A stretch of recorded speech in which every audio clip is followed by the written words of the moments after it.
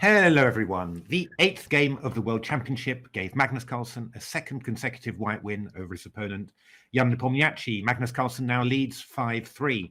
Delighted once again to have with us ex-World Champion Garry Kasparov to review the game. Garry, big welcome. Thank you. So Magnus decided to test out Jan's Petrov a little bit this time. If you can call a test, yes. So that was a supposed to be very light test. Yeah, no, it's true. It was a strange choice in a way. So knight takes e5, knight d7, very solid choice from Jan. Takes, and now that's a very popular line, that was this white played castle, bishop d6. That's hello theory. I played it with white ages ago. Beat once Ivanchuk after castle, queen h4. I think beat Piquet, castle, bishop d6. But this line is just not. It's being analyzed, just exhausted to fourth draw. So Magnus chose a move that, look, it eliminates black's knight on e4, but it's a symmetrical position, no knights, and it's not a way of fighting for open advantage. The extra tempi doesn't mean much in this case. Take on. Yeah, he took on d2. Bishop takes d2. Takes d2. Yeah, and now my first instinct was, what about playing queen e7 check? Yeah. And now, of course, king f1 is one option, but and long castle h4. But again, that's a game, and I personally doubt. That's a little bit too much. I think it's maybe that was Magnus' plan, and another one is sacrificing pawns, bishop e3. Instead of bishop e3, queen b4 check, c3, queen b2 castle. That's another idea. That's another sacrifice. I wonder whether Magnus had something hiding in his sleeve, but he played quickly, so I guess they looked at queen e7 check. But Jan played bishop d6, so which is also playable. Played that very quickly, in actual fact, bishop d6. That was but after castle now. Now he started thinking. Because now after if he does castle, then queen h5. That's unpleasant. It seems to be quite annoying, really. f5, we go bishop g5, and then we go queen f3 afterwards. That's another option. I thought about c4, actually, even c4. That's also another option. But that's probably better. Queen f3, yes. And then bishop f4 potentially. That's again, it's easy game for white. So this is, and I think Jan realized that you cannot simply copy white's moves. You have to do you have to do something. And he came up with something. Okay, that's the highly unusual h5. Yeah, h5. Yeah, it's funny because sometimes h5 might be a defensive move, because here it's an attempt to prevent queen h5. It's not so much an aggressive move. And he just believes that king on f8 will be well protected. There's no real threats, and that's again in the symmetrical position. That's not that's with bishops holding all the potential squares of invasion on e file. So it should not be that dangerous. But it's important to recognize that bishop on d6 is a key piece. As long as the bishop is on d6, black can hold and exchanging this bishop. So it might, give white, if white succeeds in exchanging the bishop, might give white an opportunity to start, using these weaknesses, g5 square, e5 square. So, and I wonder, why Magnus chose queen e1 check. It was.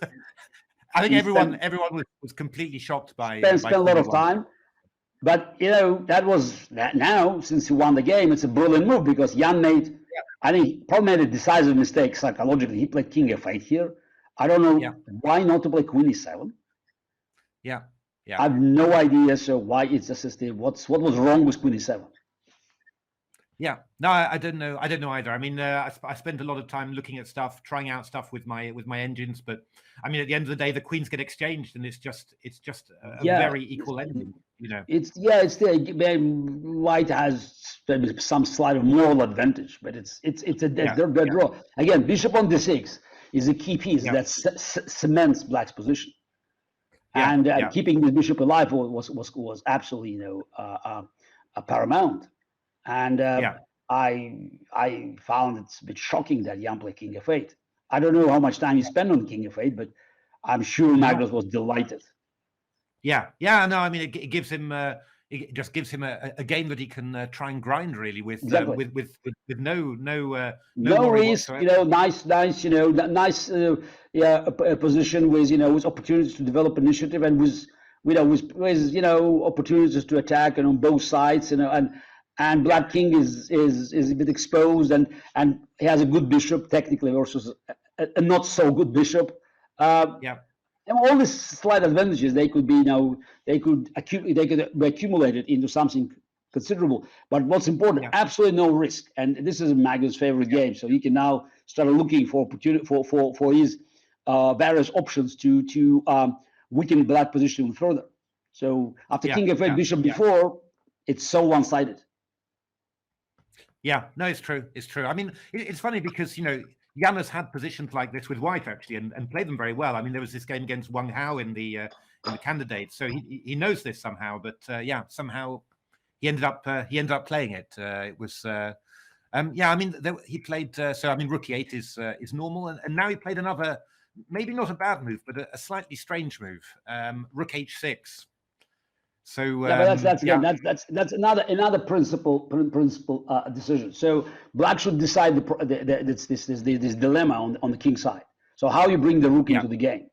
So the Rook h6 is one option, but that's not exactly the game. So this is because Rook on h6 is a bit odd. Another one is g6. Yeah, g6 was probably the main move, I think. No, take on a1 on g6. Yes, I think that's the take on a1, Rook a1, g6. Yeah, and that's Rook e5. Maybe something like b6 to stop queen a5. Yeah, prevent queen a5. Yes. Yeah, it is slightly unpleasant for Black because again, white dominates. But no real weaknesses after king g7 and Rook e8. I think Black should hold. Yeah, I think so too. I mean, I think so too. It's but it's not. It's hard to imagine. This again very, very limited resources for white.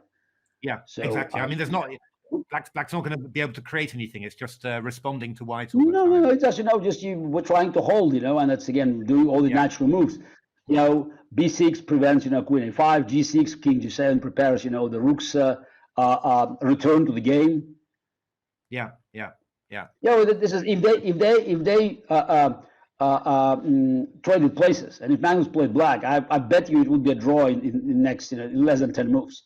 Magnus would make very, very precise defensive moves. Carefully, just eliminating the potential threats, white threats, before they could become really, really deadly. And and it's amazing just how quickly Jan collapsed. I think as we discussed, I think game 6 was a decisive blow. I mean, he couldn't recover. So I still think he has nightmares about bishop takes before. So the game that could change everything. Actually, what I thought about is because I saw some statistics that Magnus had very good score in game 6 because he beat Vishy Anand in the second match. Oh yeah. And remember, this game he was one move away from because he blundered badly. He had one move. Yeah. So this is the game that's could go the other way, and that would be definitely would be a different match. So again, he was lucky in game 6, but again, luck always accompanies the strongest. Yeah, no, it's true. It's true. It's I mean, Jan played it pretty well for a number of moves here. C6, takes, rook e1, queen f6 was decent. Queen e3 from Magnus, bishop d7, h3, good move, calm move. And I mean here, this is, I think, where it started to go just go off a little bit for Jan. I mean, one interesting idea here was actually to play this move g5, which kind of prevents a lot of things and also frees up the back rank, so that after c4 you can meet that with a move like bishop e6 simply. I mean, this would be a reasonably sensible move. I mean, it's important because you said it relieves Black from the threats on ace rank. So that's it's like you give space for Black King. It's an unusual way of actually offering this space, but that's also relieve Black Bishop that doesn't have to guard e8 square anymore. Exactly. Yeah. So I mean, this was one idea, but I mean, Jan played h4 to cover. Yeah, but this G5 was, I think G5 was the best move. It's again, it could justify Black's play. Yeah, because exactly. G5 could justify Black's play, because then you have next move Bishop E6 and then maybe G4 even. So that's this, or H4. It's this. It doesn't seem that White has anything to play for. Yeah, no, I think so too. I mean, H4 was not bad, but I think after C4, I mean, I think if the maybe not the very best move, but I think the simplest move was Queen D8 simply, just to play Rook E6. But this is now you're talking about already moves that are not as easy. Yes, so that's again exactly just to make the move back for humans. That's challenging. There again, it's this. Maybe I was afraid CD5, Queen F4. That's I mean, what was the line I was looking at? Takes. Yeah, Queen F4, Rook E6, and we're gonna keep on. Rook C1. I go Rook C6. So we can keep on challenging for but as long as your Rook is Rook again. It's Queen D8. Now I see that this that's clearly there's the logic is you actually bring the Rook into the game, because the whole idea is Rook on A6 is not playing. So all you need is just to bring the Rook in, and the moment you bring it in, it's fine. It's still a draw. So it's still the White resources are so limited. Yeah. No, I mean, even the move that Jan played was actually probably from objectively was the best, but somehow. Yeah, but now first time Magnus has it has threats. Now Queen A3 check is a threat. And now you see that the Rook on H6 is really misplaced. Yeah. It's I mean, here Black has to. I think Black basically has got one move here, which is not particularly intuitive. It's to play King G8 in actual fact. Yeah, I know, but then you have to calculate the pawn's endgame. Yeah. No, I mean, there's all sorts of. What is the pawn's endgame? That's a tough choice. What, Queen E7 and then take and Bishop E6? Yes.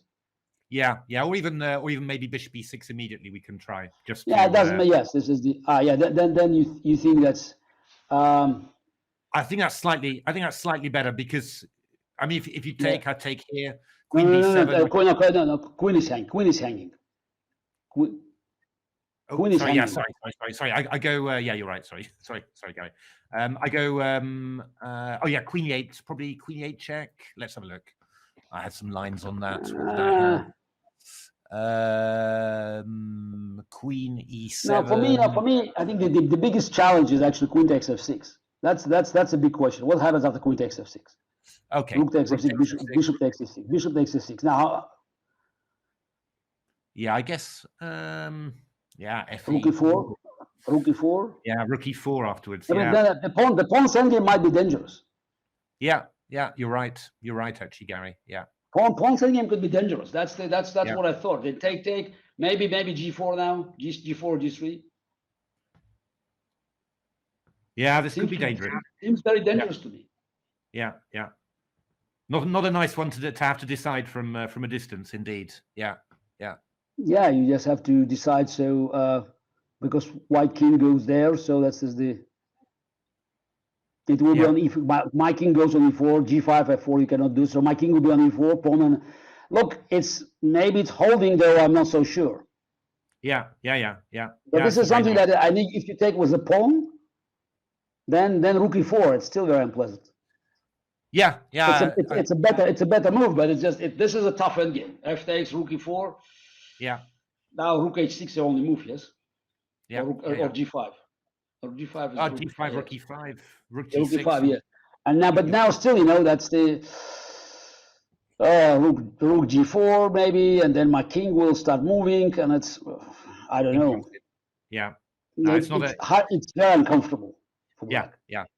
I wouldn't want to have this. So that's why I think that's the DC4 was a big mistake. Yeah, no, I think you're right.